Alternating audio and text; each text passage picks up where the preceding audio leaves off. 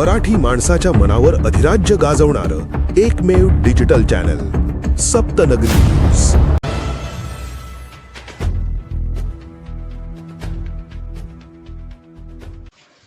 तळोदा परिसरात पावसाचे दमदार आगमन, उकाड्याने हैराण झालेल्या नागरिकांना दिलासा, लागवड केलेल्या पिकांना मोठा आधार। तळोदा शहर व परिसरात जोरदार पावसाचे दमदार आगमन झाले असून पावसामुळे गारवा निर्माण झाला आहे। पावसामुळे लागवड केलेल्या पिकांना जीवदान मिळाले आहे। जून महिना संपूनही पावसाने हुलकावणी दिली होती। रोजवा, रांजणी, प्रतापूर परिसर रविवारी रात्री 9च्या सुमारास झालेल्या पावसामुळे शेतकऱ्यांमध्ये समाधान व्यक्त केले।